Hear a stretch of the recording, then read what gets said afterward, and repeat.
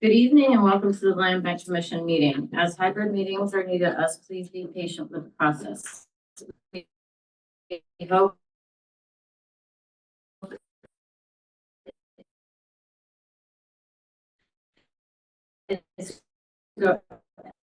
that going forward, every meeting will run more smoothly than the last.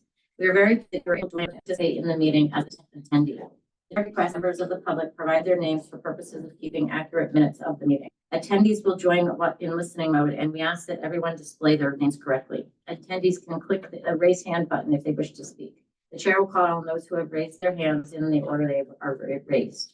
All questions should be directed through the chair. Please note that this meeting is being recorded. Please be aware that other people may be able to see you, and take care not to share screen with your computer. Anything that you broadcast will be captured by the recording. So I'd like to call to order the Nantucket Land Bank Commission regular meeting of August 12th, 2025 at 4:02. We'll convene an open session, and we're looking to accept the minutes of the agenda. So Second, all those in favor? Aye. Do we have any public comment and staff announcements? We have no staff announcements, and I don't see any public comments. Since we do have people on Zoom, we'd like to go around the room and just have everybody introduce yourself so that we know who's in the room. Jameson Perry with ACG. Donald Lozo with ACG. Mark Rogers, SMRT Architects and Engineers. Mark Vanacore with the Nantucket Racket Sports Association. Excellent. Eleanor Antonietti, Special Projects Coordinator for the Land Bank. Great. And we can see everybody else here. So thank you for that. Just a lot of times people can't see the edge of the room. Okay, property management. We'll jump right into number 1A, 125 Somerset and 166 Hummock Pond Road project update. Okay, I'm going to begin by sharing my screen and introducing Mark and Dawn. Please come join us if you don't mind. Guys, want to stand up front or whatever you're comfortable, a little less formal.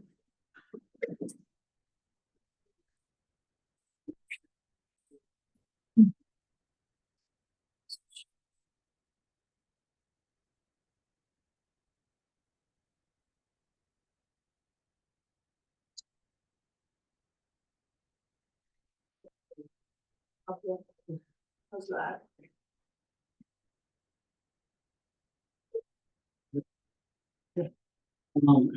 So again, I'm Mark Rogers, an architect. Architects with SMRT Architects and Engineers out of Andover, Massachusetts. We've been working over the summer with Rachel and her team on this project. And just, through way of introduction, we've also been working on Island on several groups. So we've worked with the public schools, the police department, housing department, and I think most recently, or not most recently, but the biggest one recently is our Island Home project. So we've had a lot of experience on Island over the last few years, certainly. And Don, you want to introduce yourself? Sure. Donald Lozo again from Architectural Consulting Group. We've done various projects on the island, helped the land bank with several projects. I guess the largest project was the Maya Comet Golf Course Clubhouse. And I had help on this project and do what OPMs do. We can briefly go through the agenda. We don't need to dwell on this one, but if anyone has any questions, feel free to interrupt me. I don't want to retread anything that you guys already know and waste anyone's time, but if I seem to be glossing over anything, feel free to interrupt me. So we'll do a really broad project overview, look at the schedule, and then a little bit closer at the work that's been done for each of the sites for 125 Somerset and then 166 Hummock Pond Road, and then we'll just go into the next steps. So the project schedule, sorry, I skipped ahead. So the overview right here, across the two sites. So just the general scope at Somerset Road is to provide a new mixed-use structure for a heated storage maintenance, 3-bay garage with staff offices above. That's in place of an existing garage that's to be moved on site. Near, just adjacent to the five bay storage structure that's on site there. And then at 166 Hummock Pond Road, we have demolition of the two of the three existing structures on site right now, the residential unit, as well as the CMU block storage unit that's on site. And then the greenhouse that's there is staying as is. And going in place there is a residential building, a duplex unit, and then a new unheated cold storage building. The goal for both of these, and I think we're sort of working on pricing now, the estimate on the SD, but that sort of hit that $9 million construction budget that's been established already. We can go over the schedule next. So again, we've been working through the summer with the land bank team to kind of really refine the program of these buildings, make sure that we're providing what's needed for the spaces and for the staff and into SD. So we issued SD just at the end of July and are sort of in that mid SD pricing range, working with our team to kind of try to pin that down and all the complexities that go along with Nantucket construction, which I'm sure you're all familiar with. So working on that right now. And again, we don't have firm numbers to share with you yet, but those should be coming out in another week or so as we iron those out. But based on just the preliminary discussions, I feel pretty comfortable that we're coming in where that budget has been set for us. And currently moving into DD, design development phase, to just push the design of these buildings. And I think the immediate steps upcoming that we have to hit are the submission to HDC, which can be quick sometimes and sometimes can take a little bit longer. And also look at issuing the bid package for the modular construction of the duplex units out on Hummock Pond Road. The construction goes farther out into 2026, but wasn't really legible trying to keep it all on the page. So just chopped it off there a little bit. Doesn't have an end date, but we can't see it. No end date. 2036. September. Yeah, so the goal is September of 2026, the end of September for move-in. I think I have that later on the slides as well, but again, so the primary goal here at 125 Somerset is the construction of a 3-bay heated garage with offices for the resource management department on site. So shown in green here, and this is the location of, there's an existing garage there that's already gone through HDC to have the move off. I don't know if it's move off and move on when it's the same site, but that's the structure shown on the bottom left there, the proposed location of that building to be moved. You can see the general size. So we're a footprint of just under 1,500 square feet. Second floor is a little bit smaller than that, as you'll see from the plans and the elevations. But again, 3-bay maintenance and storage at the ground floor, and then offices above, a few private offices, shared office / conference rooms, some open office, and just utility spaces. We can go into the floor plans on the next page. I think the ground level is pretty straightforward, but we worked with the team just to right size that in terms of the overall footprint to make sure that the equipment and the typical vehicles and equipment that they are using is going to fit in this building in a manageable way. The second level, a handful of private offices, 4 shown for full-time staff, but then also additional open office space or a conference room that can kind of be shared for additional seasonal employees as needed. A small kitchenette, toilet room, utility storage, print space, the sort of typical office support areas. So I want to just jump in here. I was speaking with them a little bit of an idea that I just wanted them to keep in mind and possibly consider is not now or, maybe probably never, but could this space ever be used for housing? And, it's already designed for mixed use. So it's going to have all that function. It's going to have the sprinklers. Cause I said, wow, they designed it so well. There's like a bathroom that you can put a shower in, and then you have a couple bedrooms, and you have open space and you have a kitchenette. So if ever, like, so I just asked them to keep that in mind if there was any dramatic thing that they could do easily now that would be a big win later. But just, if we, for some reason, didn't need offices, but needed housing. Yeah, even sometimes we have, visiting people that come to speak, so even if it were just for overnight or two Yep. nights, would require a shower. Yes, that was what we talked about earlier. So that's one thing that we'll sort of confirm we have space for. So that if there's a future need and some small renovations to make that happen, that it'll all be available. Thanks. Right, so that would be in the future, what she suggested here is not being changed before we go to. No, I think we'll review it in terms of if there's any major hurdles to a future conversion, then we might see how we mitigate that now. So if we have to increase the size of the bathroom a little bit now, even though we're not installing a shower, just to install a future shower without then knocking out existing partitions and redoing all the plumbing. It'd be nice to just say, hey, let's Make Make it it 6 6 inches inches bigger. bigger. It's a future idea. Yeah. This is really gonna be office space for right now. Yeah, okay. Yeah. but that won't be installed now. Yep. And the other question I had was, is there plans for there to be in-floor heat in the garage space? Yeah, which we hadn't yet, but we can certainly do that. So it is a conditioned space, so it's all insulated on the Yes, ground I floor would too. like But in-floor heat. what's that? They hear me all the time asking. Oh, for really? in-floor.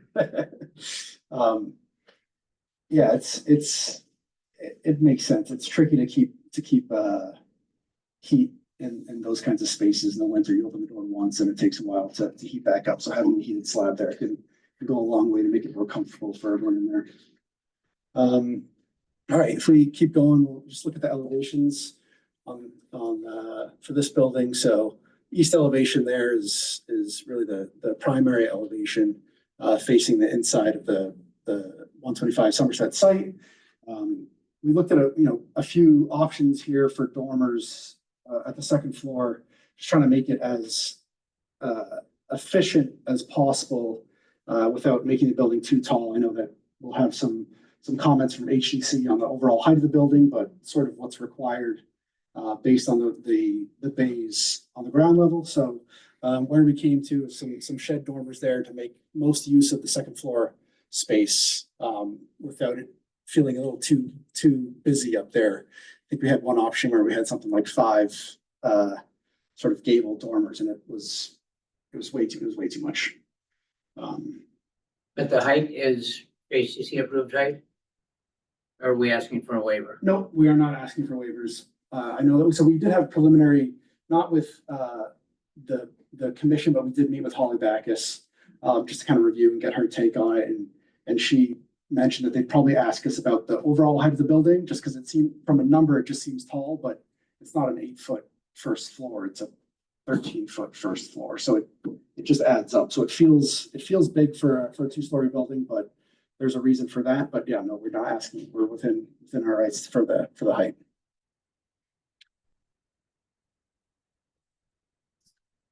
Anything else before we hop over to the Hummock Pond Road? So a little more work on this site, just because we have these 2 existing buildings that we need to demolish. I know that the residential unit out there has had, a bunch of issues with sort of some rot and molds, heating system that doesn't quite work. So there's a bunch of problems there in trying to make that a livable space, and it's currently not occupied. I don't know exactly, Rachel, how long can't remember if we talked about how long it's been unoccupied, but Since last fall. since last fall. And then as well, the storage building that's out there that's currently being used, but you can see the overhead door, the access they have is much smaller than what we're proposing. So that's about a 7-foot door, and we're proposing 10 by 10s or a 12-foot high door on this site. So it doesn't really suit the needs, and not able to hold all the equipment that's really required out here. And next plan will show the proposed locations of the new buildings. So duplex unit, modular construction, tucked up in the northeast corner of the structure, with some parking there. And then beyond that, having access to the storage building. And we talked a lot about we showed these at different locations on the site. And I think one big thing we wanted to make sure we had was that the residential units felt residential and were a little bit removed and didn't feel like, going through their front yard to access this storage building. So, this doesn't really show all the landscaping, but we're going to be proposing some landscaping, some screening between the two structures there. But the units, one unit faces Hummock Pond Road, one unit faces the storage building. So they each kind of have their own yard area that's independent. Where is the entrances to the units? There, so this is actually basically a full width covered porch there. So it's going to be, what we're proposing is really just the front door on each unit, via the porch, which we'll see in just a The front door second is- elevations. The door is on the end of the building, the No, left-hand side, or? No, so, yeah, so this is rotated just a little bit, but, Go down a little bit and show them. yeah, so that's the front elevation, so you'd have, really two sets of stairs up to this front porch, to the front door, one that goes out towards the parking, and then one that just comes down just to essentially a front yard area. And that'll be facing Hummock Pond. One would be facing Hummock Pond, one would be facing, the opposite direction. It was a really nice design. It was very clever. We're using some existing designs and things that have been approved by HCC to try to make this as smooth and as possible.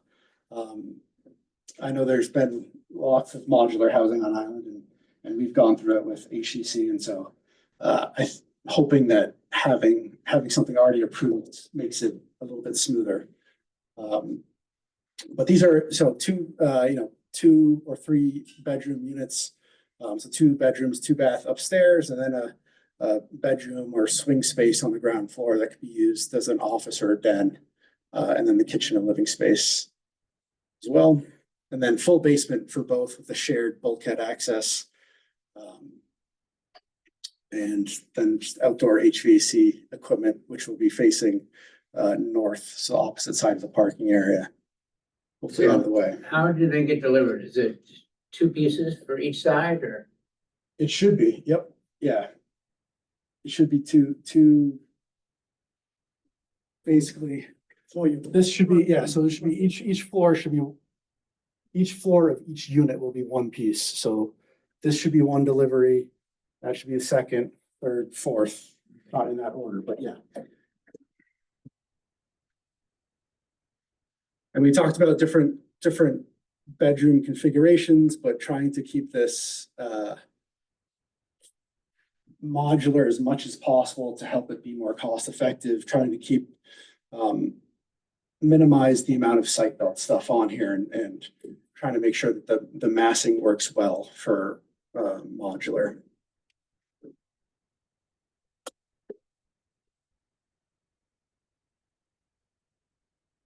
And then again, the elevations there, matching elevation of the north and south side for the unit entries. But, pretty clean. Hopefully HCC likes it. It's pretty straightforward though. Unless there's more questions here, we can hop onto the, there we go, the storage building. So originally we had just 5 bays on the front elevation here. There's an existing tree on site that we're trying to keep. We weren't sure if it was going to impact the access to the 5th bay. So then we looked at introducing a 6th bay on the end there that might offer an alternate way to get some larger pieces of equipment into the building. We've just gotten our official survey back, so we're going to have to start looking at that to see whether that's still necessary or if we can eliminate that 6th overhead door and just just move ahead with the 5 on the front elevation. This is, rips pretty closely from the existing building on 125 Somerset, which according to the team works really well. So it's really nice to use that as a precedent for the size of it. I think we made it just a little bit deeper to provide a little more space on that back wall between equipment and vehicles and any sort of storage space they might have. So if you eliminate the 6th bay, the doors, would you still leave that ward for chemical storage? We could, I think we'd certainly talk to Jeff and the team about that one. I think we've gone back and forth about, is it important for it to be stored here? Is there a space for it in another building already?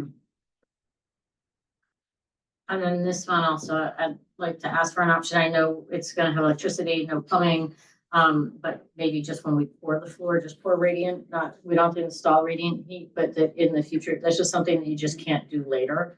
So if they ever wanted this building to be heated, that the in-floor heat is installed, they won't have any in-floor heat, but just it gives it an option in the future. Yeah, so we'll include that with our next pass and look at that at DD. If it's outrageous, then maybe Yeah. at the end of that. It's I think that's a good idea. everybody's Yeah. choice. It's just I'd like to see what the price is. Absolutely. Would in-floor heat the whole building? It would keep it ambient. It would make, Yeah. it makes a big difference. It's not really going to be occupied by people, so it's really just for the equipment and the materials. Any other sort of building questions before we can look at the elevations of these on the next page before we move forward, and then Well, you said there's room behind the vehicles. Yeah. Because I didn't see a layout for storage cabinets or anything. no, like that. not it wasn't cabinets so much, but we can certainly look at if we need to have shelving or racks back there. I know there are some racks in on the building in 125 Somerset. So we can certainly look at some of that, but it wasn't anything defined specifically. I know the 125 Somerset site, we have some like chemical storage cabinets that we're proposing just to have those separated, but nothing like that was talked about for this one. I think it would be more general storage, but we can certainly look But the at. amount of space you left behind a vehicle coming in Yeah. is enough for, Yep, yeah, so we added a couple extra feet compared to what's there at 125 Somerset now. And the lack of windows on that elevation leads to, it's good for storage. You can use all that wall space for okay. shelves or whatever you want. But I would certainly think Jeff and his crew need some shelving, some. I'm sure, yeah. We can certainly talk to them about what makes most sense there, if it's benches or racks or, I mean, a couple 2x4s sticking out of the wall to hang Yeah, ladders, whatever it Actually, is. Jeff might even want to do that project himself. Yeah. To put the building there. So again, this is, pretty closely resembles the 125 Somerset structure. 4 10x10 doors, and then that center door being a little bit larger there. 12-foot high, but otherwise pretty similar to the existing building. Yeah, I'd be curious if Jeff needs that little bump out, because it seems like that might eliminate some costs. But yeah, Would be handy to have down the road though. And It's not that expensive to them now. yeah, if it's not outrageous, I like the little bump out there.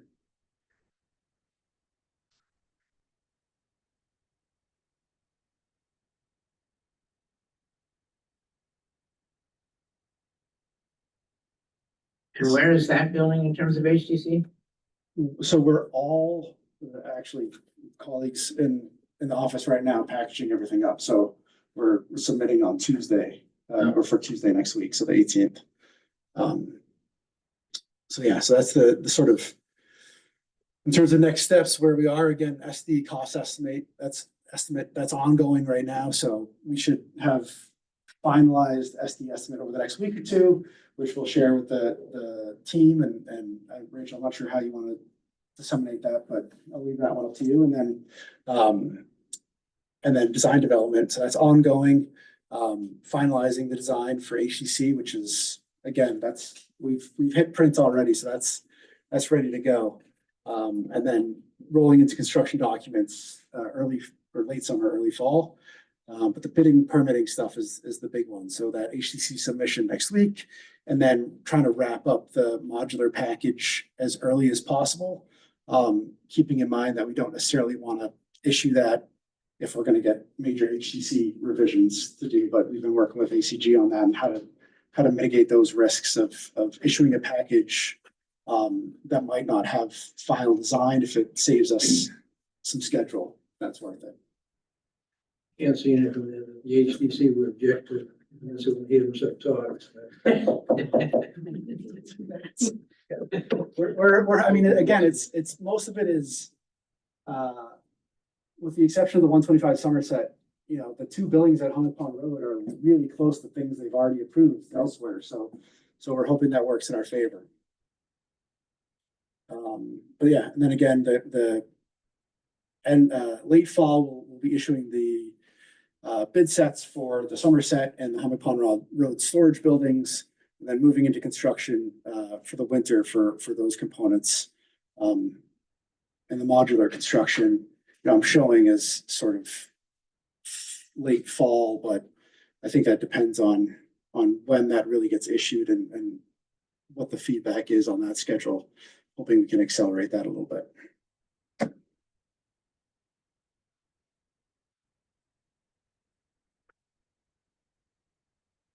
Just to look at the overall budget right now, so that the construction costs in there, that $9 million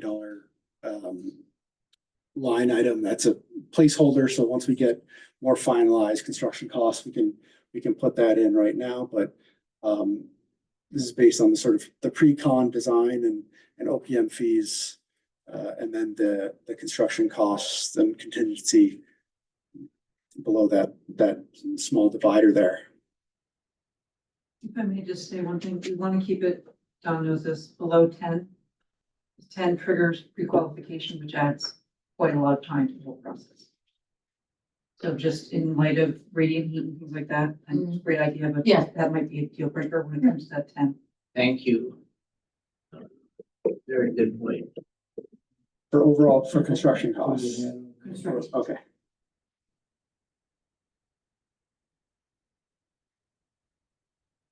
Very good.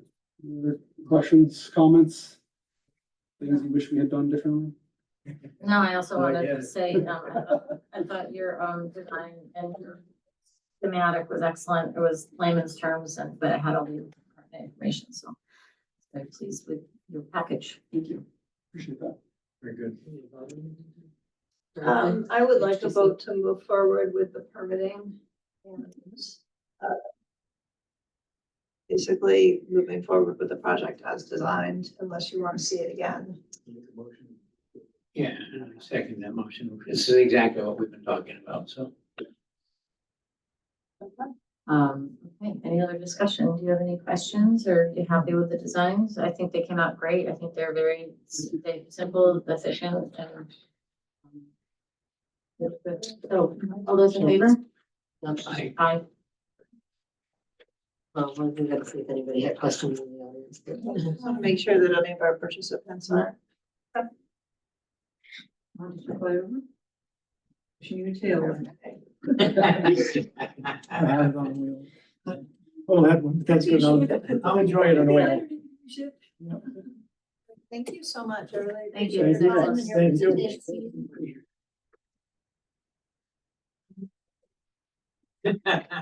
You don't see any rude gestures from the sky.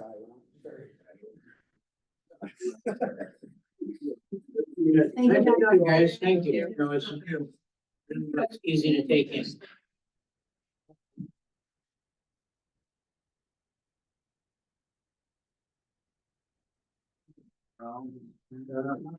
To see something up on the screen.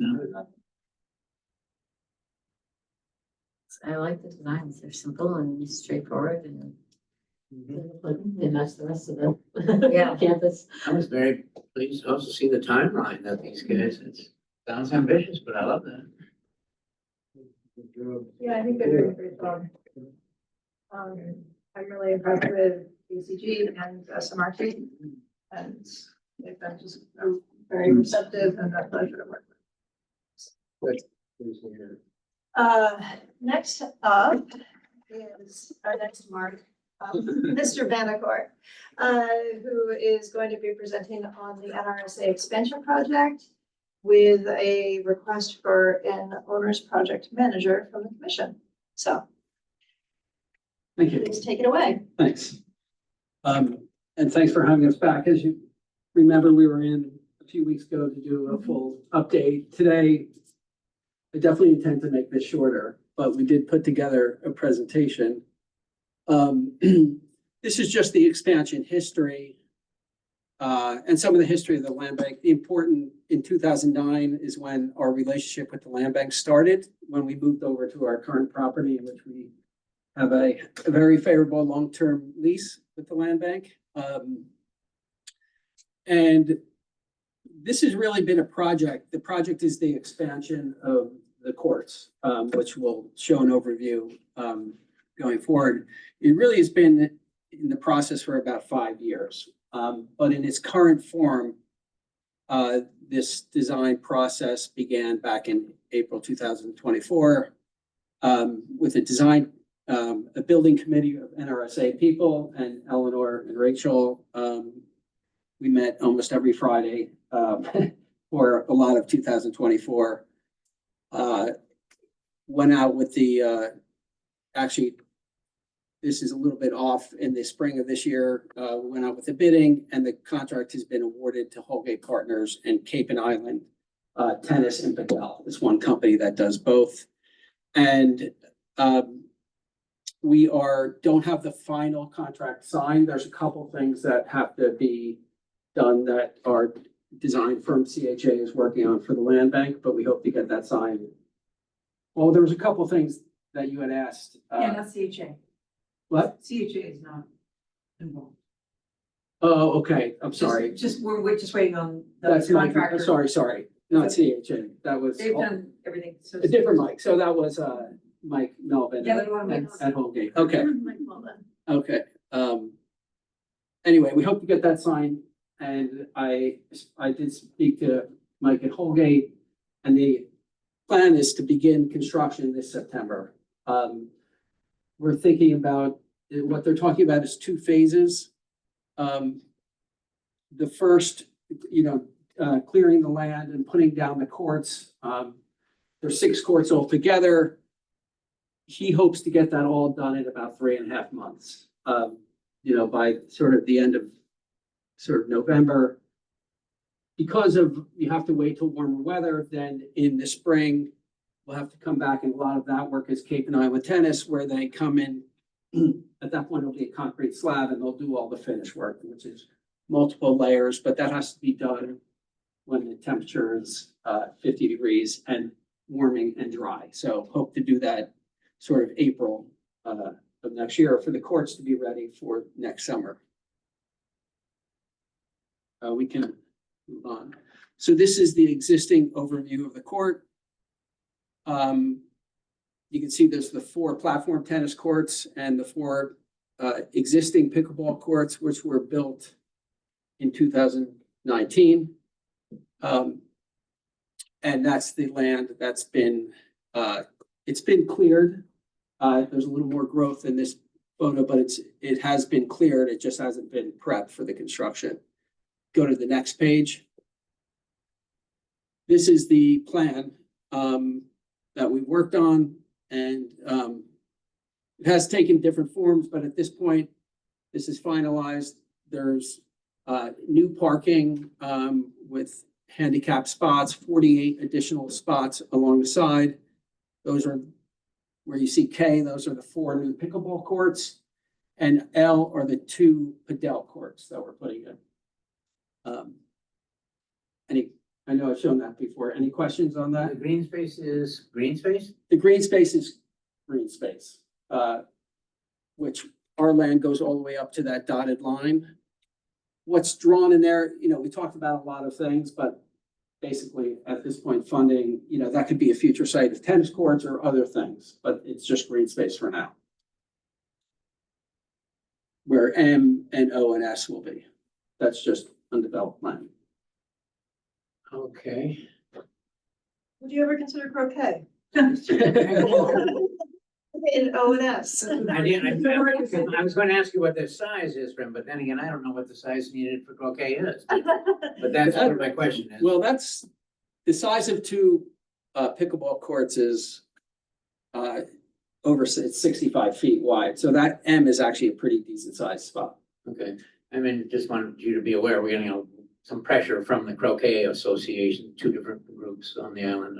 So we are looking for alternative spaces. I'm not That's saying. interesting. Racket and mallet sports. Of all the things that we've been asked, so far croquet has not been on, people ask about tennis and other types of racket sports, but Bocce. It's a form of. bocce. I mean, we talked about like a beach volley, putting in beach volleyball. At this point, it's, we're calling this phase one, and phase two is something that might, happen in the future. Actually, they'd be encouraged to hear that possibly in the future they could approach you and us about that. Yeah, I did not put this here, but at one point we had a master plan that included more than this. And then in terms of the amount of money we have, the timing, and we just kind of went with this plan, but we're excited about it. Sorry. So we just realized Make that. sure I'm not sharing. We're- Thank you. We apologize to Sorry those. to those who are not there, who are not in here Who and. might be watching later. I can't believe they missed this presentation.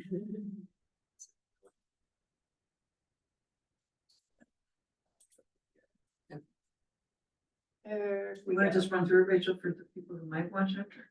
Okay, so here's the NRSA presentation.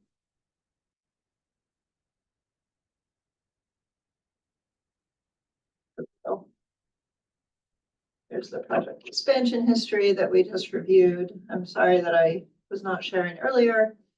Here's the site aerial photos, and this is where we just were discussing the green space where O and S and M are. Yeah, I can send it to you, Art. Would you please? Yeah, definitely. Yeah, and one thing to point out, Q up there is the additional handicap spots, and I think I mentioned this last time, but there's another Q. We have to redo, our handicap spots right now are not up to COMDIS standards. It's actually gravel, and we have to pave that. So that'll all get done and up to standards as we do this project. So if you use the rear park, the new proposed parking lot, do you still come back to the clubhouse and everybody goes through that little center corridor, or Yes, between the two H's? at this point. There's a path that goes down from the new parking lot. I think that's what he So says. you can come over here and you can, Oh, you'll be able to walk Yeah, in. you don't have to walk all the way around. Oh, I'm sorry, yeah. But the restrooms are in that E, which is the current paddle hut. At one point, we did consider, more restrooms, but that became very expensive to run plumbing and electrical all the way up. Well, earlier I just heard the term project manager or whatever, on-site person. So that would be in the main building, right? You would check in for your court? Well, this is slightly different. This is, what you're talking about is like a club manager. Yeah. Yeah, so there's kind of two parts here. I guess, Rachel, go to the next screen. Okay. So. Maybe. Yeah. It's being a little sticky. We are sharing this. okay? Yes. So what I'm here for today is to ask for funding for an owner's project manager, not for the long-term club manager, which is something that we might consider down the road. This is basically, we are asking the land bank to fund a project manager for the duration of the court expansion. As I talked about, Holgate Partners working with Cape and Island Pickleball and Padel. We talked about at one point of using some of our, we have a board member who's in construction. The fact is, we're 100% volunteer organization, except for a part-time bookkeeper, and we don't have the time or the expertise to make sure this is done correctly. So we want to hire an owner's project manager. I'm just going through some of the costs. of the project is 1.7 million. We have 1.495 million already committed from the CPC. A few weeks ago, I presented to the CPC at their annual, I guess, public forum, and they were very favorable for us coming back in the September, which we're going to do and resubmit to fill in the gap of because we have 1.5, there's about a $200,000 gap.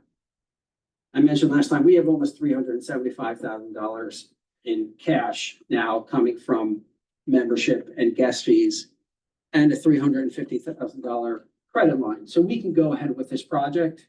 I'm really hoping that the CPC fills in the gap. They mentioned in the meeting it seemed very favorable and they'd like to give the funding to get the project completed. So that's what we're doing. We could not use the CPC money for the CHA design firm. So that's $129,000 we already spent. So we want to hire a licensed project manager who's not going to be the general contractor, but will be our representative during this project. We've spoken to a few different ones. The one that seems most appropriate is Scott Anderson. We estimate, this I put in as a placeholder. What we're asking for is to fund $90,000. And where we came up with that is the project we think will take about 5 months in total, or 5 months that we'll need a project manager working 20 hours a week, which gets us to $90,000. Anderson of the Anderson Company LLC. We've spoken to him. He's interested in doing it. That's the price that he quoted. The good thing about it is he recently was the GC on the project at Great Harbor. Holgate did not do that, but Cape and Island Pickleball and Padel did those courts over there. So that's why we're here. We think that we need this project manager. If need be, we can afford it, but we do want to come out of this still with, money in the bank to cover any sort of needed repairs and maintenance to the courts. So that's my request today is the $90,000 to fund this specifically. Can I just add in one thing? Sure. I think this is a really great opportunity because, as you mentioned, it's basically a volunteer organization and land bank staff, don't really have the bandwidth to oversee this project either.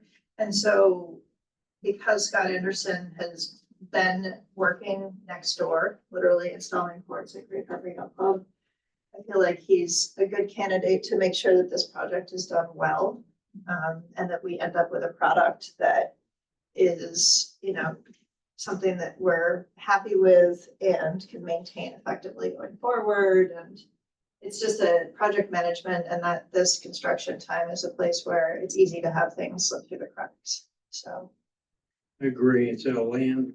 We need to keep an eye on it. I'll make a motion to spend the $90,000.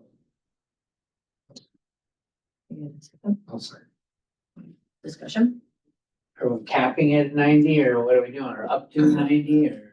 I would recommend that we go up to 90, and if it looks like it's going over, you can come back with an explanation as to why and what you've done up till now. I would like to support it. I think it's a good idea. I think it's the liaison between the land bank staff and the MSRA. I really appreciate you coming and sharing this information, and I look forward to continuing this more open dialogue with the status of what's going on and where you're at and how it is. I think it's really helpful for the commission to be informed as to what the NSRA is up to, and so that we can promote that, the land bank is supporting you and you have these services, and that there's public access and all that. Yeah, that it's open to the public. Yeah, it's open to the public. Speaking from a Scottish commissioner. Yeah. And I think one thing, thank you, we appreciate it. One thing we're excited about with the expansion is these courts are very busy with the public, and we do almost no advertising. It's all word of mouth.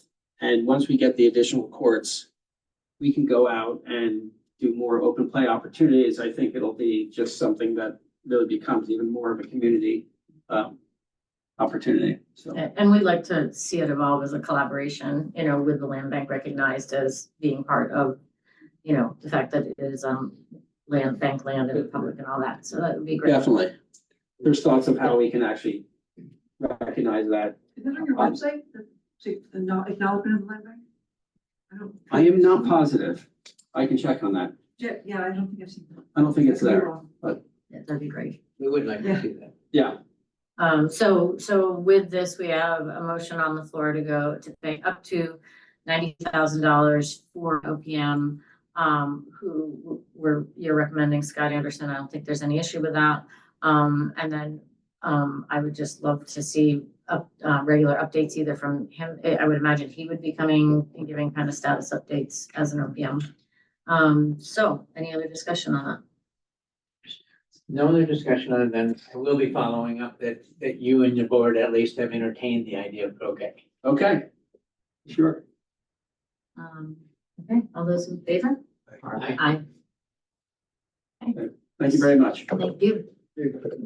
Thanks. Thanks. Okay.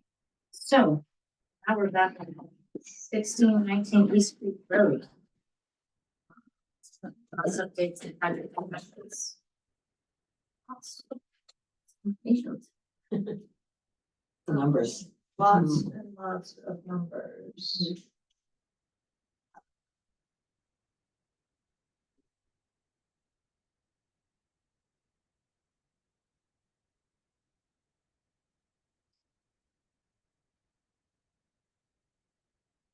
This is not it. Is it in there?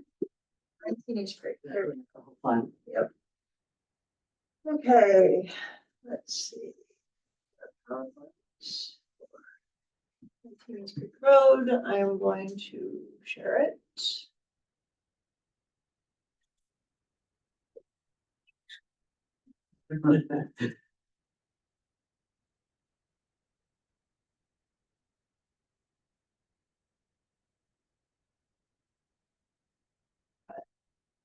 Sharon. Okay, so this is the presentation that you saw last time, and we continue to morph it. It was originally put together by Scape. Most recently, Todd Turcotte at Pear took a look at it, and just to remind everyone, basically the last time we discussed this project, what came up was costing, updating the costs, right? And so updating them for 2025, 2026 numbers so that we could have a realistic discussion about what made sense from a budgetary perspective and whether it did make sense to cut back different areas to reduce the costs or whether it didn't. So we took a look and I did include in your packet a really comprehensive chart basically that looked at all costs. I think the thing that was interesting to me, and I'm just going to review this as an overview first, is that most of the costs really just increased, you know, between 2.5% and 3%, which is really what we're looking at as an increase overall anyways. And so that's just commonplace at this point.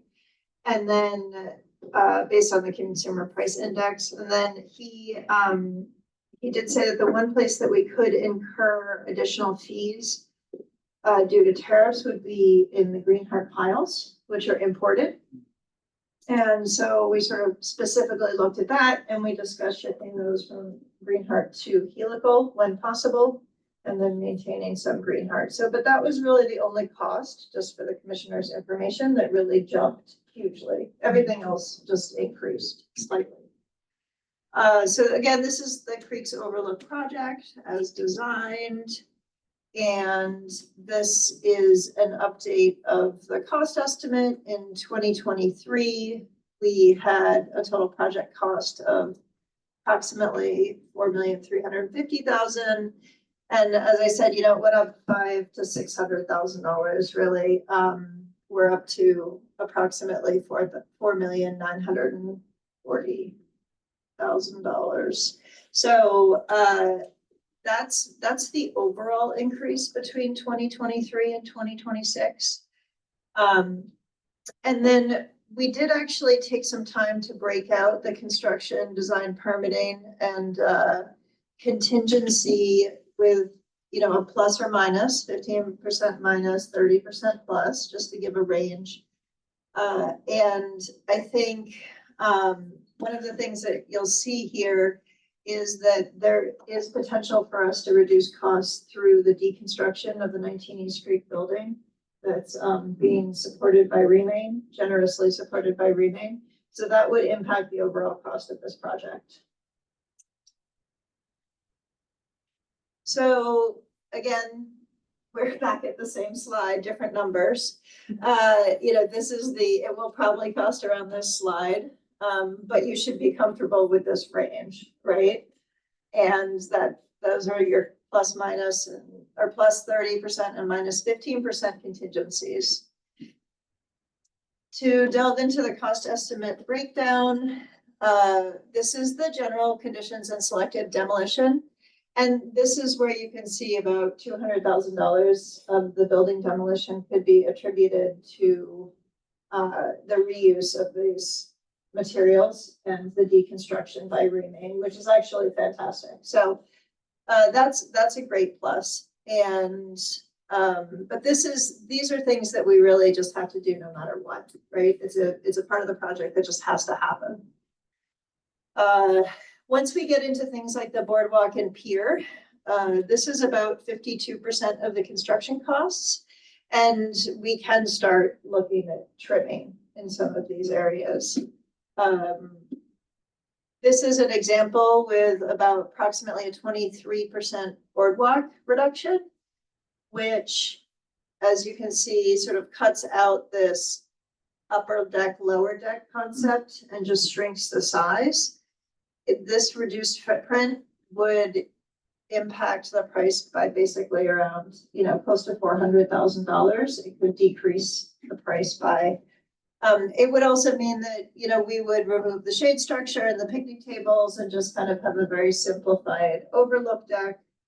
And if we chose to put something out there, we could do it at a later time. Another area to reduce costs is the parking and access. And one of the reasons that we felt like this was an area we could reduce costs is because we just generally have very simplistic parking areas. And this one has, you know, a rather expensive, you know, almost $100,000 granite curb, which we don't necessarily do very often and probably don't need. So that's an opportunity. If we simplified this area, we could really just return to existing surfacing, resurface the ADA parking area so that we're in compliance, and then just kind of keep the proposed road resurfacing and regrading as simple as possible. This would decrease the cost by about $134,000. And again, it's not a huge cost reduction, but every little bit counts if we're looking to trim costs. In terms of the planting and site restoration, this was something that I said that we could really go to town on and probably cut by about 50%. We would have to just rework the whole entire scope here, but I don't know that that's necessarily a bad thing. I have some real concerns about using seed mixes and because they're not always really effective. And just thinking through, you know, what we can do, what's going to come back naturally, what can happen over the course of a couple of years, you know, what's our tolerance, or do we need sort of the instant planting, which is what this is. But that would be a place where we could probably lose over $200,000 if we just really thought through and scaled back what we wanted to do for landscaping. In terms of site furnishings, this is another place we can cut back. We can eliminate the shade structure, as we said, and basically reduce costs by about $150,000. This is an area where we can do a lot of the building in-house. We can purchase things. We could just decide we want less, right? Maybe we don't need quite as many benches. Maybe we do want all the benches.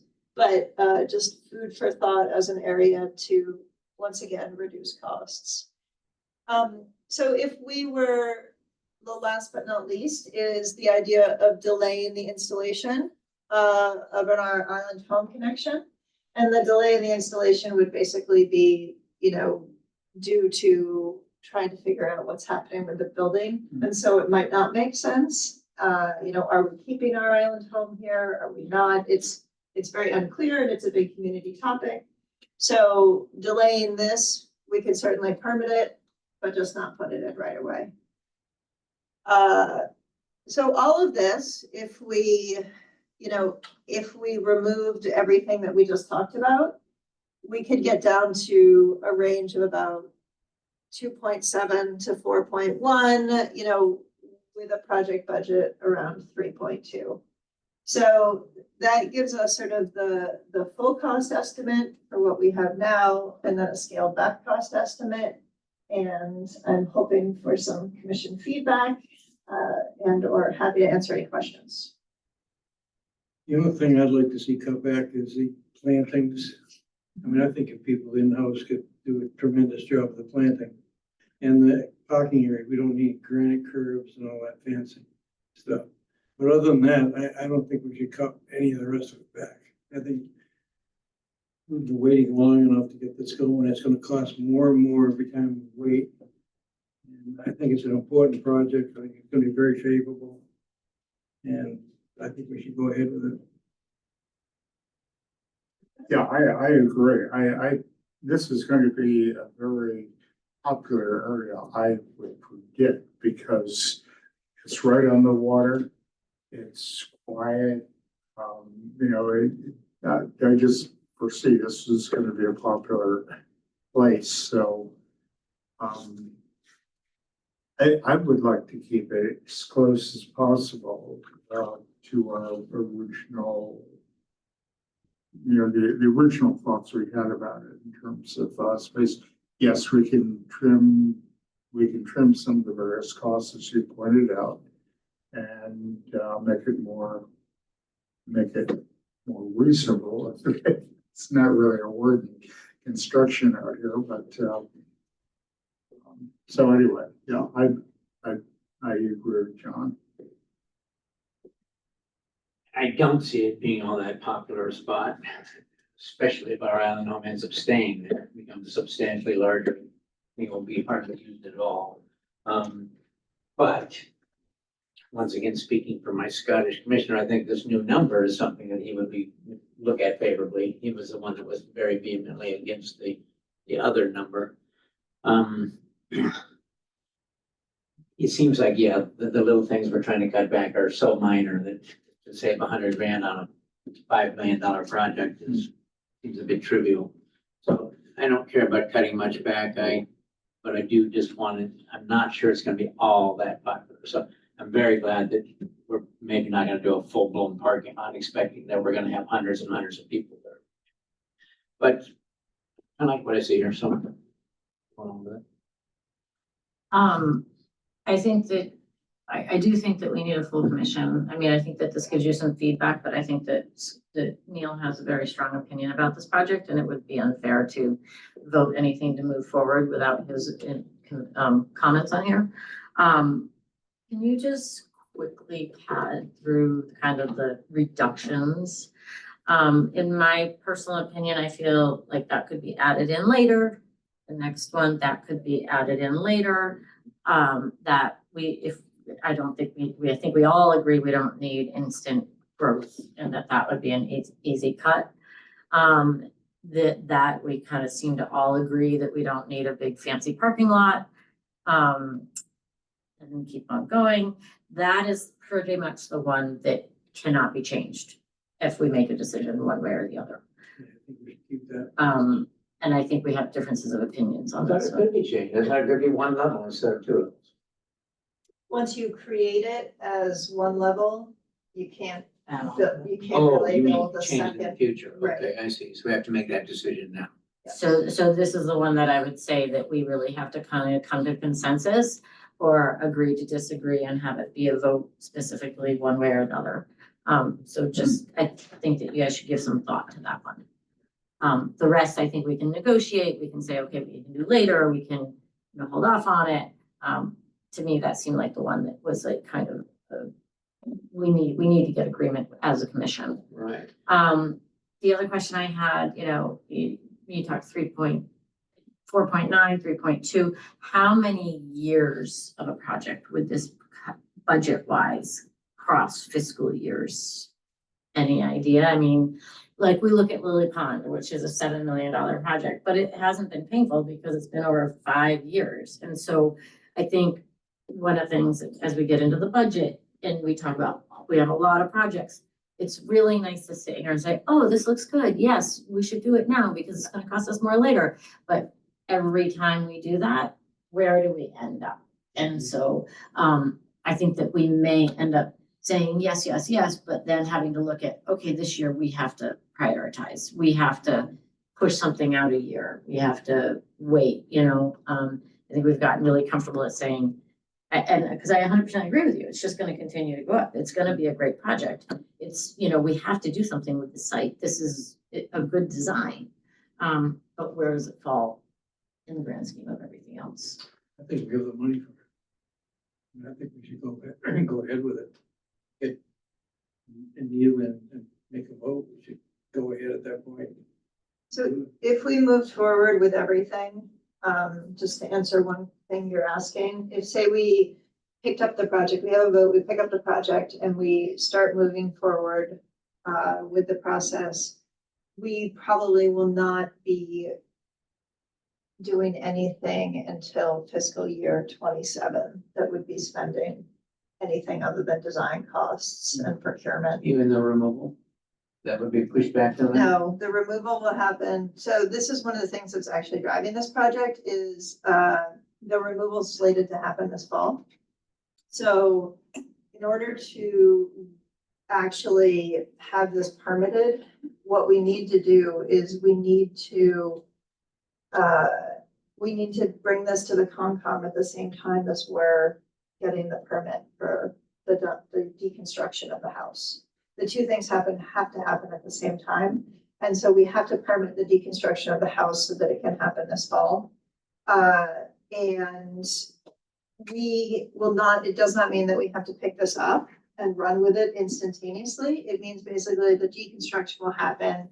The site will sit for a minute while we're going through procurement, while we're doing our construction documents and things like that. And at that point, the limiting factor would be a Concom permit that will expire in 3 years. So that answers my questions. Thank you. Yep. Does everybody feel like they have enough information from this? I would just request that we send this presentation to Neil, so that he can come prepared with maybe he can watch this portion of the meeting, so that he can come prepared so that we don't have to go over it all again. We could just go straight to kind of a vote or a negotiation as to where we want to end up with this. That sound fair? Yep. That'd be great. Could you go back to the very first slide that showed us from the water? I just happened to be there today and my boat, it was such high tide. this one, No, one more. That one. Does that show 2 levels? this does actually, Yep. even though you can't totally see it because it's obscured by vegetation, but yes. And it's that long a boardwalk, huh? Because right now you're walking on the dirt to get to that house. Correct. You're walking on the driveway. Yep. But it's not gonna be elevated? It will be varying elevation and, on ground. So it's gonna be variable. I know it looks right there like it's completely above ground, but it will be a little bit more variable. I mean, I think the premise of it though, is that the whole thing is going up to some degree, right? So that water will be able to flow under and out.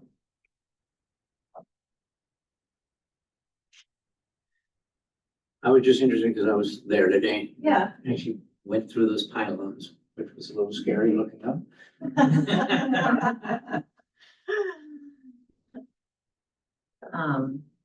Does that give you enough, or we will, I Yeah, think we that's can really definitely helpful. bring it back Okay. next meeting, and we can be prepared for, this is what I really, Yeah, because we're not voting on it, we're tabling this, right? Correct. Okay. I just think it's not fair. Understood. Okay, and let's see. Next, we have the, 41, let's see. Nobody. Yeah, sorry, nobody up on road concert preservation restriction amendment. I'm sorry, I'm thrown off by. Anyways, Peter, I'm not sure. Anyways, so the conservation restriction amendment for No Deer Farm Road, I would like to bring up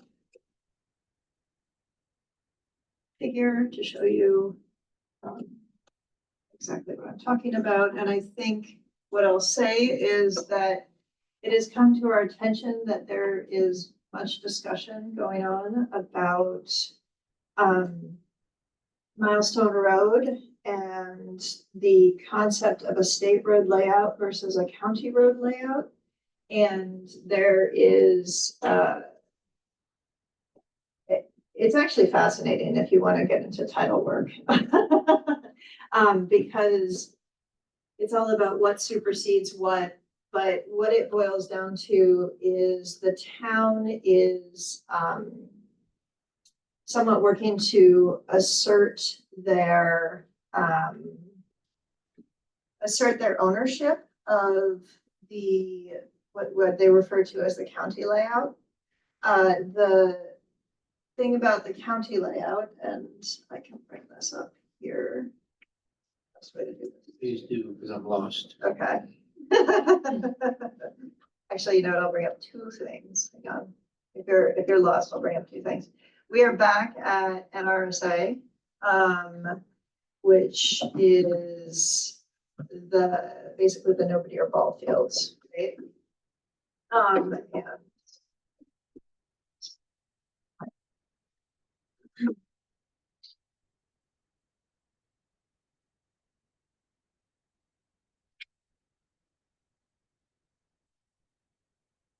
yes, it's right.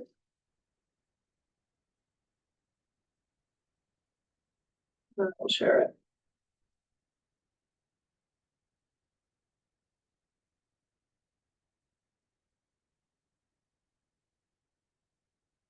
We went up Deer ball fields on our Deer Farm Road. And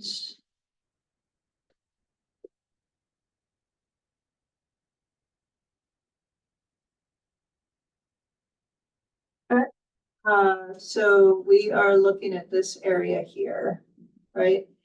So it's really interesting. Basically, the parcels, so there's recorded land and registered land along the length of Milestone Road, right? The registered land parcels right here reflect a wider road layout, which they refer to as the county road layout. The recorded parcels, ours in particular, let's just stick to ours for the time being, does not. So the state layout is basically what you see here. And the county layout, which is not shown in these GIS parcels, comes to about here. The question at hand is whether or not the town will be able to explore putting a rotary at this site. And the way that our conservation restriction sets up, which is basically was a requirement of the permitting of the ball fields, is that it really follows this current line, which is the state layout.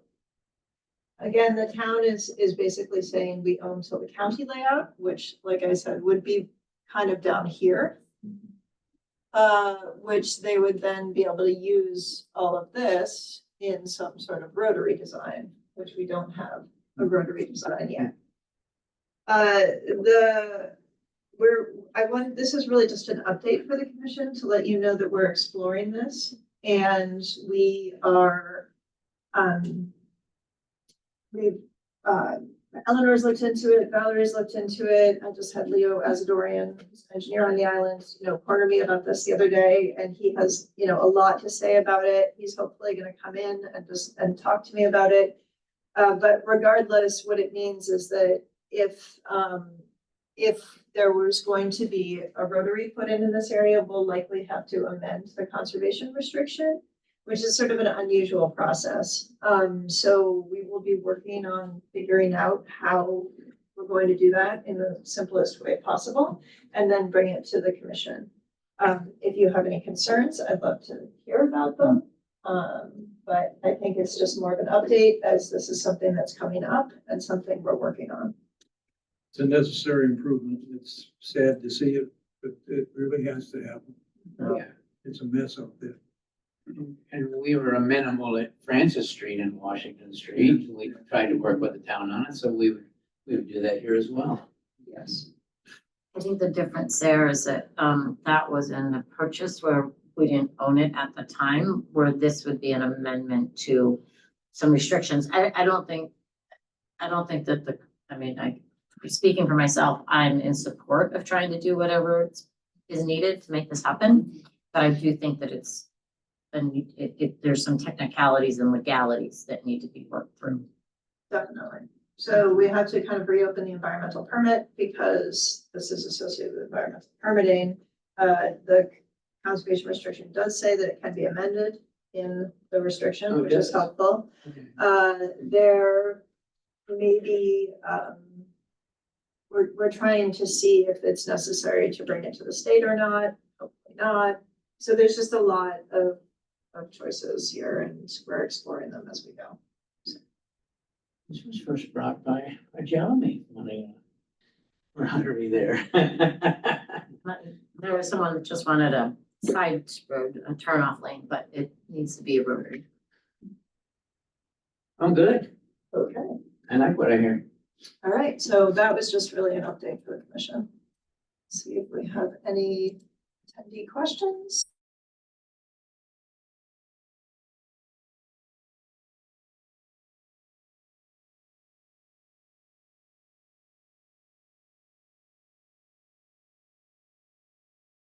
Basically a timeline for procurement, which was extensive and very tight. We have been spending a lot of time exploring where these buildings can go.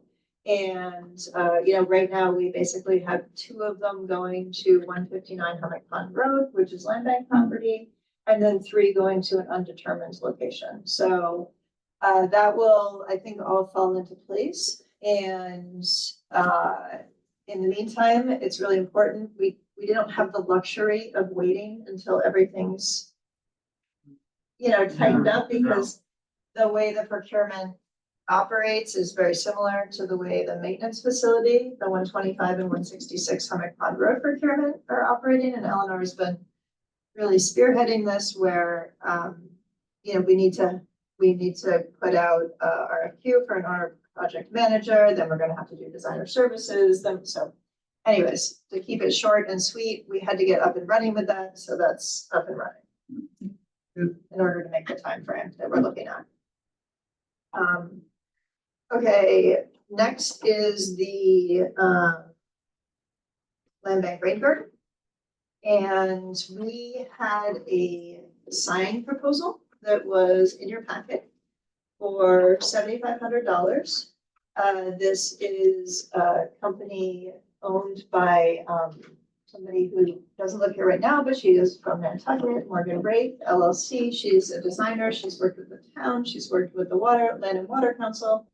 A lot of people don't understand the way the rain garden functions, and there's been a lot of questions about signage, and so staff have explored different options and would like to work with Morgan Wraith on this project. It's going to take about 2.5 months to fully design, and then we would have a sign.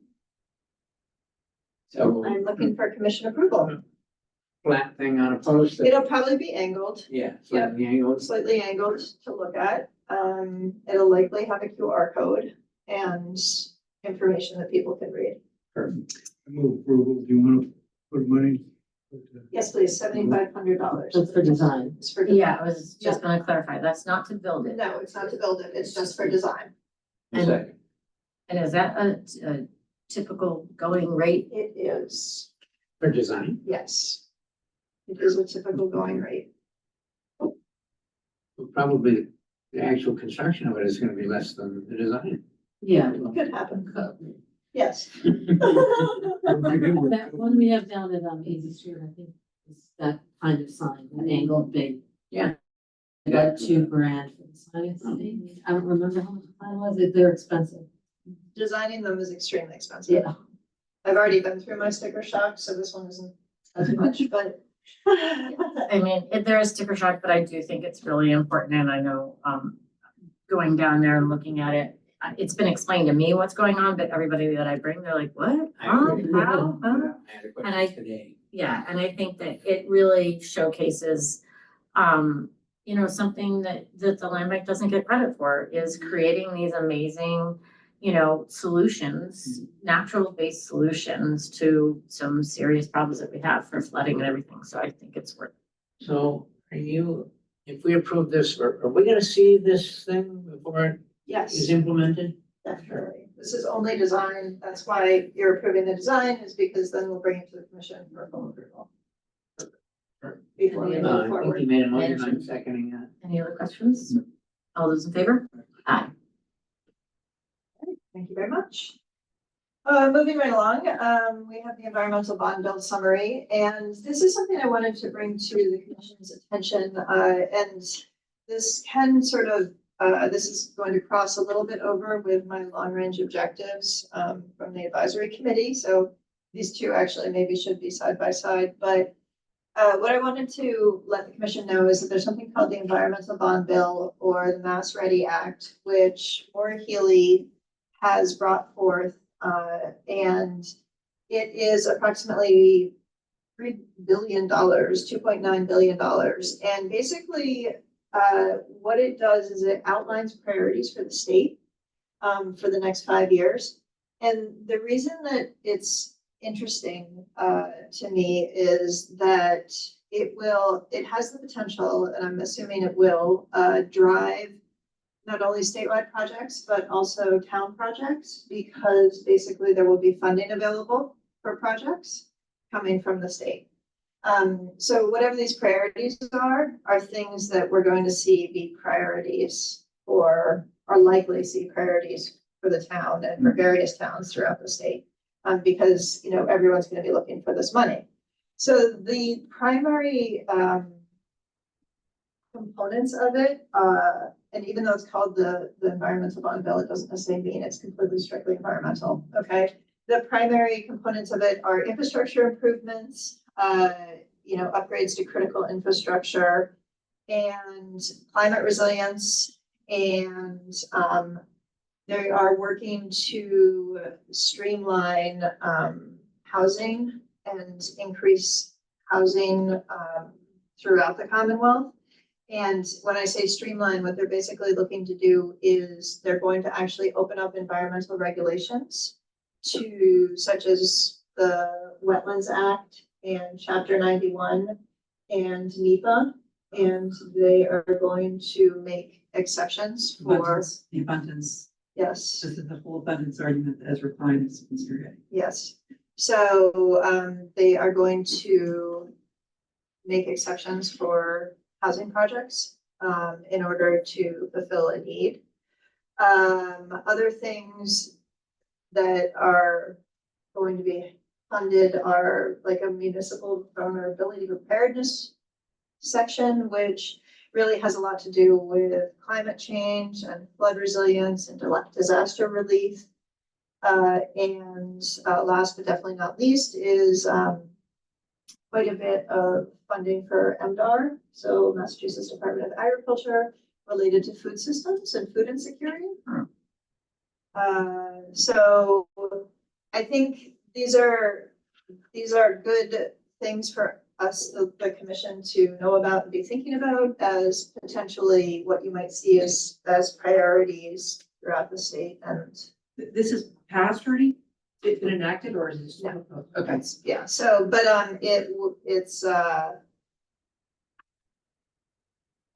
it's going through a lot, so, but I feel like it's going to, I don't know, it'll drive quite a few projects and it will drive spending throughout the state, so. Nothing we can do about it. She's the governor, she's in front of the. I don't think it's about us fighting it or anything like that. I think it's information for the commission. Well, I wasn't referring to fighting it Right. or encouraging it. There's nothing we can do. I think it's important for us to be knowledgeable about it, because if the chapter 91 and MIPA, if those are changing, wetlands acts, they'll affect us.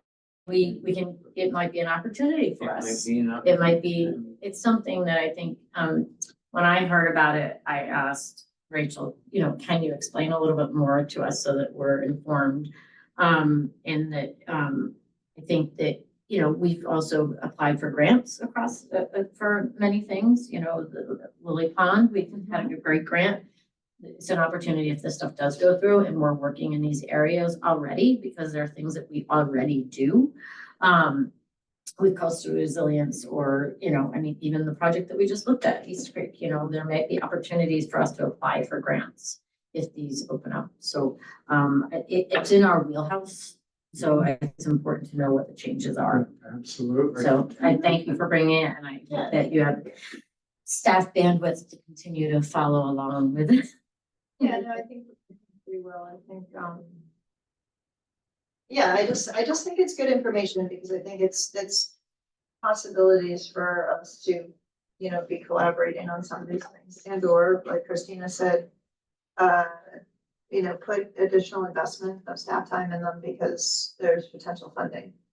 So, yeah. So that was my environmental bond bill summary. The CPC is asking for representatives again, and Eleanor's doing such an amazing job. They didn't ask, I just am advancing, I don't want to forget, so. Right, My thing expires. the end of okay. the- Can somebody make a motion? Yeah, it's a 1-year appointment, so That's whenever. it'll be done, and I just didn't want to forget because. I would be happy to make a recommendation that we propose Eleanor once again to fill the seat for the land. Yes. I enjoy it. All those in favor? Aye. And I'd like to say a special thank you for taking it on, Yeah. and representing us. An enthusiastic guy. Well done. Okay, so I think the next thing on the docket is the long range objectives, and an update from the advisory committee. I think, one of the things that I wanted to talk about that we have been talking about at the advisory committee is the environmental bond bill. And what that means for the land bank. I think the other thing that we have been talking about is there was a housing movie last night called Room for Us that we were on the panel for. And providing that or being available for that type of collaboration and discussion. Just like to mention that Rachel did an excellent job representing the land bank on the panel. Rachel did a great job. Yeah, no, I was Yeah. there. Yeah. So And so I think the last but not least, I would say from the advisory committee is, we're going to continue working with Tom McShane, and, we're going to be coming up with some priority projects that we'll be looking for commissioner involvement in. And so that will be coming up shortly. I do think we need to be very careful and very clear about our direction, our mission as the land bank, as we get more invitations to participate in all this other stuff that's going on. So, yeah, I think we need to be very careful. Understood. I agree. We got a very favorable editorial from Minnie Hickey. That was nice to see, saying, stay the course. Yep. And I also, I guess, along the lines of what Mark just said, I did provide the commission with a bunch of different articles, maybe too many. Summarizing all the feedback that we've had, both. It runs the gamut of opinions and just so the commission can be informed. I think it's helpful that we all are informed of what everybody's saying. I mean, we hear what our little worlds hear, but to get that kind of list, it's, everybody may not be on this editorial or this news or this feed. So it was very helpful putting that all together so we had access to it. So thank you. Well, plus when we each individually get cornered on the street, and somebody asks us something, it's nice to have in the arsenal. And I think that's it. Happy to move on to transfer business and turn it over to Susan. Well, I'll start with the easy stuff. We do have one, this is from last time it was voted, but one of them did not get signed. One of the releases of language, so, and then there's. Motion to approve the transfers. And then there's, two new, first-time homebuyer purchases. And I second that motion. Second, all those in favor? Aye. And that's each need a signature on those. And then we have a unreported, transfer of, membership interest in LLC. So 84. That I didn't give you. Oh, I'm giving you the wrong thing, sorry. Oh, I'm very so sorry.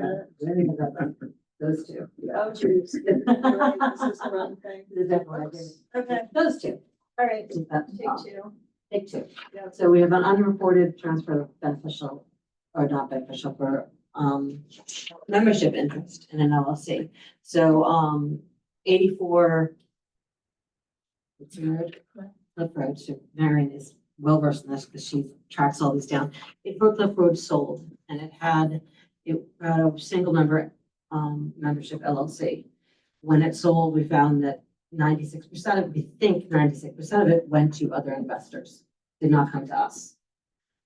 We would have, every time, if you transfer something, even if it doesn't have to go through a deed, it comes to us. Fee would be due on that. Mark's planning it for Mark. So, so it looks like 96% of it already transferred. Marion and Valerie worked on this and they found that Brett Fordeman, who is the developer of this and had sold that, still has one more property on Island that's for sale, 7 White Street. He's underwater, he's been foreclosed on a bunch of things, and we don't know the underlying ownership of 7 White. We know what it was. We don't know if that has also been transferred to other people, but we are suggesting voting a notice of assessment on it. So try to collect the money for 84 on Cliff Road on 7 White Street before it sells. Putting it on subordinated lien, putting a notice of assessment. Valerie, we don't have all the information, but we know that what he bought it for, assuming that he transferred right after that, with penalty and interest growing on that, what he bought it for, plus the 96% of the purchase price, 96% of the mortgage would have also gone to those new people. So it's quite hefty. Valerie, on top of that, is encouraging quite strongly that we also put a fraud penalty. She thinks it's fraudulent. Staff were not so sure, kind of feels like maybe it was, but I don't know. We can always put it on there. Fraud penalty is equal to the fee. So what we're talking about here is fee based on what we think. Again, it could change because he could give us information. He hasn't given us any information. He's been through several different lawyers. Nobody hasn't given us the information. So what we're basing it on a fee based on what we said, 96% of the purchase price plus the mortgage at that time is $179,000, 700 and change. Interest and penalty, interest is 80,000, penalty about 45,000. If you then added that would total 306,000 and change. If we do the fraud penalty on top of it, that gets you to $485,997. if you do any of this, you can always come back. He could request a hearing in 30 days. He'll get notice of all this tomorrow. The lien, one or the other, the lien will go on record. He'd have 30 days to call a hearing. At any point, you could vote to leave some of it or not. It's up to you. We don't have a strong recommendation on that fraud penalty. I'm not feeling it, but Valerie said she's never seen anything so fraudulent. One of his other properties was involved in a prior transfer. That one was resolved. Yeah. When we did a similar thing. So he's a two-time offender? Well, and I suspect White Street that's for sale, because he's so underwater, he probably has sold off parts of that. We don't know. Because we don't have the accurate information because he Right. hasn't been providing it. And all this could have happened a month ago, so the interest could be less. We don't know when all this changed hands. So we're just guessing at the number. How does it work? How do you discover this? Every single month, at the end of the month, we reconcile the month and the transfers, and I go through every transfer and I look at the previous transfer to see if there's been any change in the ownership or the membership. Sometimes it's a trust, oftentimes it might be generational. There hasn't been any movement and a property is sold, and 10 years later, there's a number of relatives or new beneficiaries. I will contact the attorney to find out if has there been a change. If there has been, it needs to be reported to the Land Bank. It's part of the Land Bank Act. If it is an entity, an LLC or corporation, and there's been a change in the membership, same process where I contact the attorney representing their client and ask them to find the accurate information where we are now. And then based on getting accurate information, you can determine how much change and when it happened, and was there, did somebody buy somebody out to have more interest in the entity, or sometimes in a trust, it might be a sibling. Sometimes no fee do. It could happen, but it was exempt, but it didn't, the filing didn't happen. So it's not Sometimes always. the information is provided and then it's accurate, and it's simply a matter of correcting your paperwork and being caught up. It's a tremendous amount of work. Yeah. actually. That's Marion's bird become- dog. It doesn't cost. I don't know. It just feels like he's in such bad shape, even though it might be. He's had a number of properties, several of them have sold this year. I've been In foreclosure, most of in them. foreclosure recently, yeah, and I was looking at them and noticing that each time it was a different attorney. The information wasn't complete, and in asking for that on other transfers, I just said, wait a minute, he's got all these properties. Are there any left for sale? If so, this is a way to get the accurate information and fees if we need to. So what are you asking of us? I'm asking, I'm asking you to vote a notice of assessment, but whether we add the fraud penalty or not. And Valerie is very strong feels like it will be. She is our attorney. I don't care about the fraud. I mean, we've already added up some big numbers there, penalties and interest on this, penalties and interest on this. And the point is to get him To to get come his to the attention. table, Yeah, right? To get his exactly. attention. Oh, and then we can bargain? It's possible he might come and he might say, based on what day the change in interest happened, and if there was an amount, it might not be as Right. large of a fee. Right, the mortgage might have been paid down significantly, so there wasn't that much assumption of debt. I mean, it could change. But Valerie's point is that this is a second or third time he's done it. Has never come forward to the land bank to do it properly. He's obviously been aware of the land bank and has continued to disregard our acts. Yeah, That would be the I think that is justification. exactly what Yeah. she's Yeah. calling it out. It's Yeah. because it's a repeat pattern, right? And Make a motion to go forward. Fraud. that's this one. there we go. Second. Is there a second? Second to go forward with both. Comment is, I'm only saying yes because you can always pull it back. And I think we need to do something to get his attention. And I think the bigger the number, the more he may pay attention to this.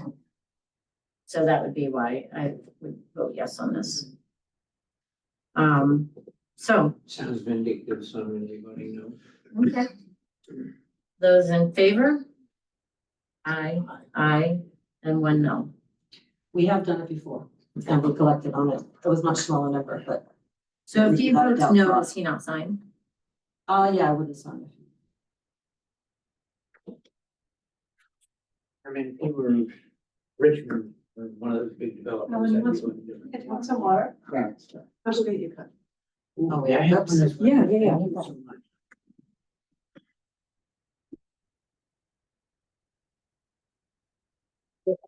We're moving on to the operating and capital budgets discussion.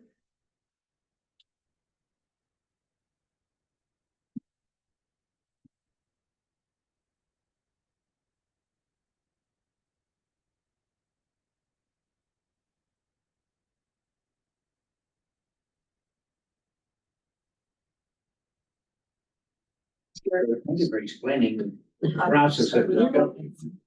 I was unaware of that. Well, and it's just a trend that I've seen in this where, because I think the prices are so high, the transfers are getting a little more complex. There's a lot of More investors. investors.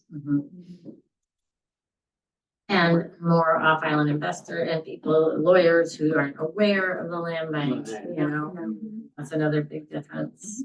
Yeah. So oftentimes if they're alerted to it, they do the work, they get the correct information. Which is what we want, then they know for the next time. It's a shift away from single ownership. Yeah. To multiple investors.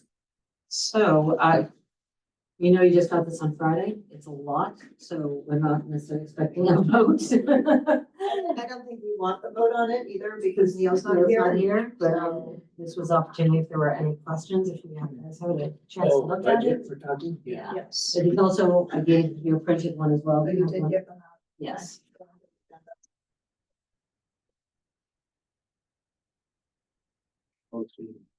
The Fine, so. For the operating one, we came in under budget. Like we always do. And the significant change in the operating, the difference is, that line, which is line 70s, special project building demo of 1.5 million. That accounts for a significant amount of the increase this year in the operating budget, and that would be if we were moving 3 of those buildings from 41 Jefferson, not property. If we end up onto our property, that will be a capital project, but I wouldn't be a capital project because they're not arriving at ours, so. Yeah, and that's, you know, that will probably not be done this year, so I expect there might be a little bit more on the next fiscal year on that number, but most of it is on this fiscal. And I think the important thing, for me at least, looking at that, is that this is kind of a one-time jump in increase in operating revenue. Mhm. It, you know, when you take that, when you back that out, it's not saying that forevermore, we're gonna be at that number, Right. and that's important. Yeah. I personally didn't have any questions on the operating budget. Thought I I did. think you did a good job on Well, we didn't really give a narrative, because we talk so much about our projects on the capital, but, Rachel is more into this Yeah. one. I just want to make sure Mark doesn't have any questions on operating. Yeah, I was gonna say, I thought does I made anybody a have note on questions something, on operating? I don't see anything, so. No problem, no questions. Okay.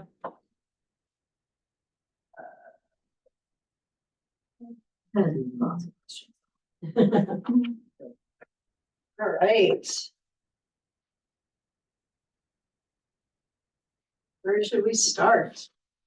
There's lots of questions. This is the capital budget. And yes, there's a lot going on in here. No question about it.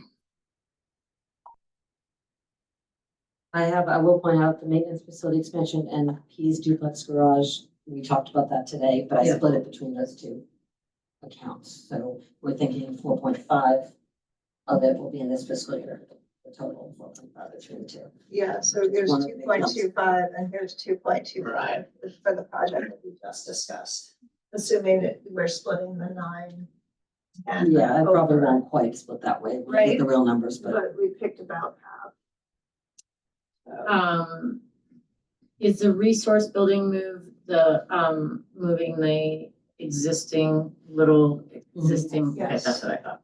which we're doing in-house. Um,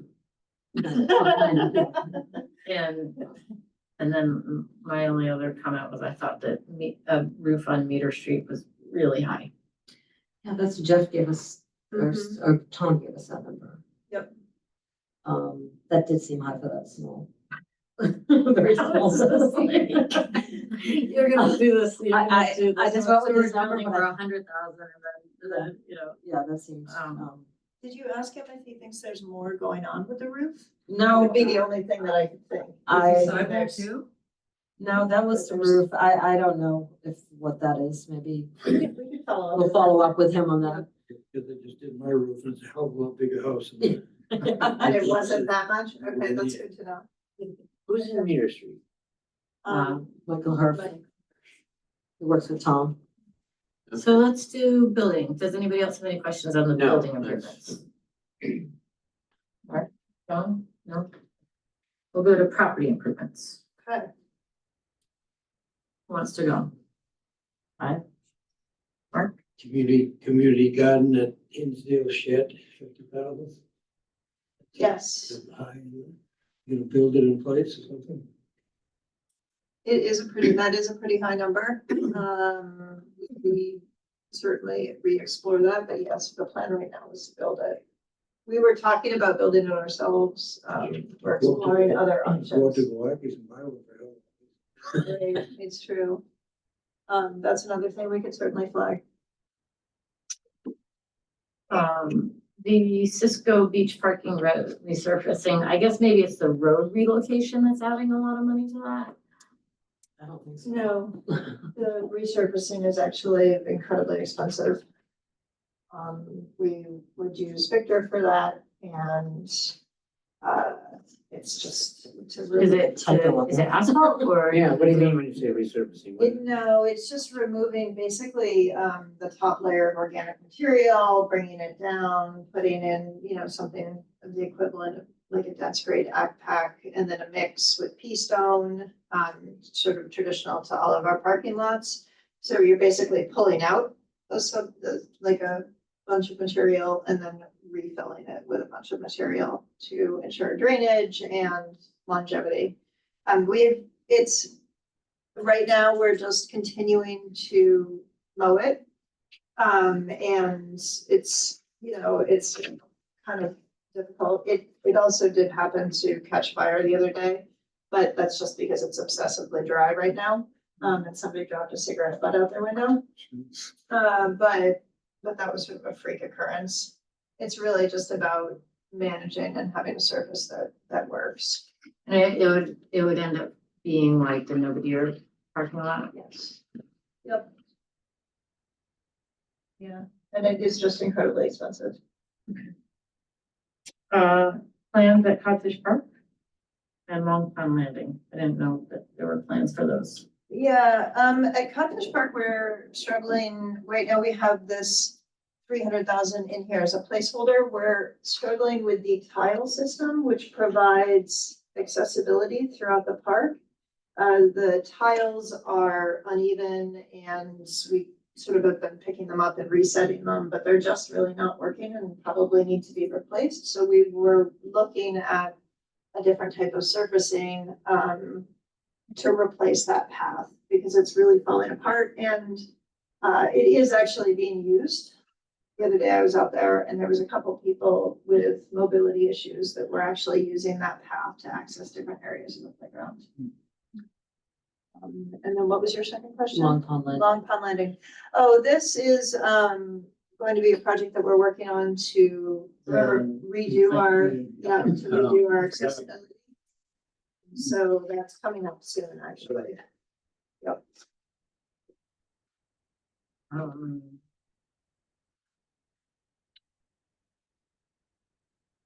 else? I had more. Aurora Way Boardwalk? This is one that we just haven't done. Happy to work on it. Just really need to know if it's a priority. We kind of keep just bumping it because it can be bumped. But if it becomes a priority, we are really happy to do it in-house, and just get it done. It basically will allow accessibility through that wetland into land bank property out back. We have the permit. It's ready to go.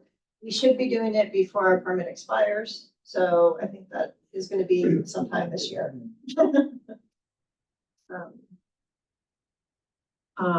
West End Overlook Wood Tree Work, is that removing all those dead pines? Yep, we've had a request from the neighbors and we went out to take a look at it, to see whether or not, there's a fire hazard risk and what needed to be done, and staff decided that there was work to be done in the area. And that's where that is. Which area is this? The West End Overlook or the Wood property. Yep, and it really is about, there's a lot of dead pines out there right now.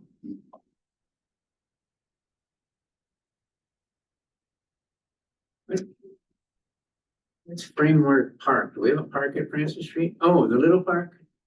No, that's not on. No, Washington it's, Street. it's the Washington Street, that whole, Just that little what, intersection. what the Washington Work Group is doing. Yep, what's the Washington Street Workers doing, which we're collaborating with the town on, and we're splitting the costs. Basically, it's up to, So that brings up to the 250. yep, up to 250. Okay. All right, so far I'm with you. That was the end of my questions.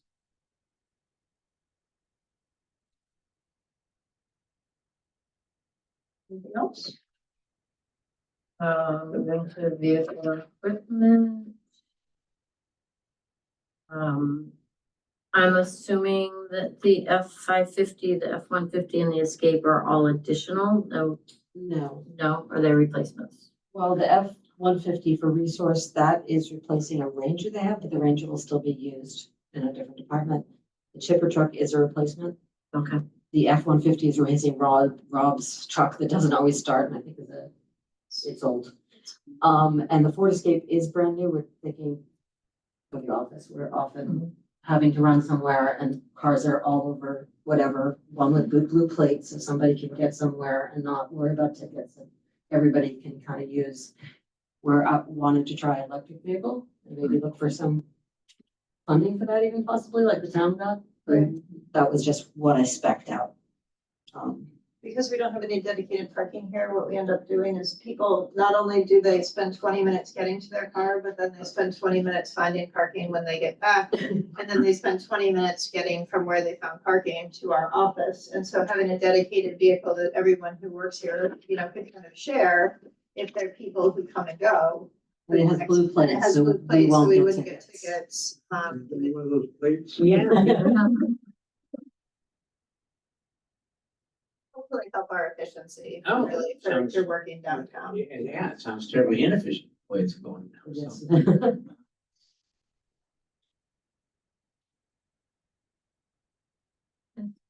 Not the meetings. It is, are we moving on? Are we to the Yep. bottom part now? Is it the final note? Final payment for Jefferson? Yes, will be paid off this year, Okay, so that's a one-time expenditure. one time.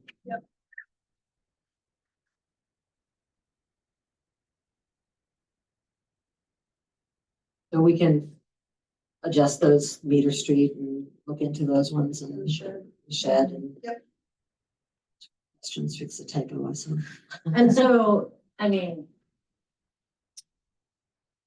to me, this is like an ideal world. Everything that we've thrown at the dartboard is on here. Like I said, we may have to prioritize, but if we threw everything and we had all the resources in the world to do everything that we've talked about, it's included in here. So, And if you see every year, our capital budget, what we have to end up spending, because things just take longer, they go into the next fiscal year. If you look at the budget versus actual of last year, we were way under budget, and I expect that would probably be the same case. But it's Things still get very, delayed. it's still very interesting that our, you know, last year our estimate was 6.8, now we're at 21 million. Right. Yes. I think that's a Huge little, difference. um, Yeah, 6.5 is that note, which is principal reduction, but yes, yeah, still. it's still significant. Even, yeah. There's a couple major projects, you know, the maintenance facility expansion is a major project. 41 Jefferson, moving those buildings is a major project. Mhm. So Lily is ramped up. Lily Pond is coming into play. But yeah, there are a couple major expenditures. And then the purple wampum note those are sort of the highlights. And then if we start the bike park as well, which very likely will start, that's another, although over the long haul, that won't be hugely, you know, it's not gonna be anything compared to the maintenance facility in terms of cost, but it is a capital project. And I guess, we're not voting on the budget, but I think everybody should give some consideration, you know, your comfort level on saying yes to this kind of budget and voting this in, because that kind of means that we are saying yes to committing to all of this. And if there's anything that you may say, you know, maybe we should postpone this a year, that we should say that now and not when when they are working on it and coming and we see it on expenditure and we're seeing the checks every 2 weeks and saying, how can it be so much? Like, this is our time to say, we want to pull it back a little, because this is when we can discuss, like, let's push that out for a year. Let's postpone this. There's a lot on here that we can postpone. But my recommendation would be to really dig into it and look at that and determine now, let staff know now that, hey, you can put that on the back burner and let's focus on these other things. Because I also would probably recommend that staff doesn't have time to do all of these. So if we could give them some guidance as to what the commission's, you know, top priorities are, it would be helpful. Maybe you and I haven't had this discussion, but or off topic, let me know. No, I think it's well worth it. Any more thought been given to Nancy Seven's property across the street from her house? In terms of what we're doing there, we have thought quite a bit about it, and as you might have seen that it actually is listed, I think, as $500,000 because we do want to put in exercise equipment. We're doing a ton of invasive species work and cleaning up in there mostly right now. So it's kind of trail improvements at this point, looking at the exercise equipment and general cleanup. We haven't done anything extensive in terms of botanical garden or anything like that. Beyond sort of basic improvements and just raising the bar. We're looking for like parking, you were saying, some parking access. I was thinking about Nancy's Nancy's, part of it. right. We've looked at, right, and that's all sort of part of it where we've looked at those parts, but they're not completed yet.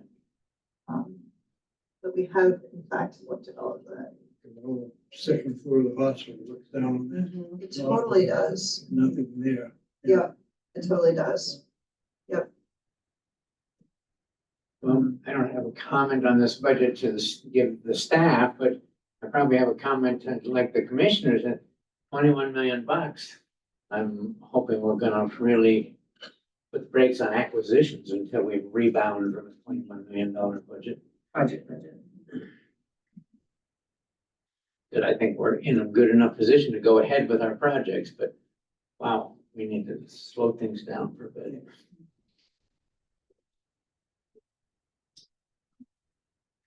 So we're gonna hold this till next meeting. Yes, because Neil requested that he be here to talk about this. And again, maybe we can make note of the time and give him the two little areas of the meeting to watch. To watch the So discussion. that he can come prepared and we can, Sure. you know, he can hear what our comments were and our questions, so he doesn't have the same questions. Yep. that would be great.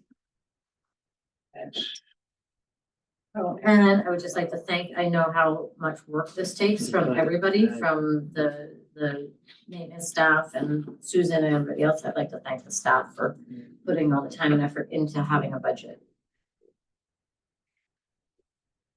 A lot of. Thank you, Susan. Okay, can we have an approval of the minutes from July 22nd? Okay, any questions? All those in favor? Aye. And I'll Consent- move the consent items also. Okay, I am recusing from the warrant authorization. Second, the consent. Okay, any other questions? All those in favor? Aye. Okay. Oh, wait, we gotta sign things too.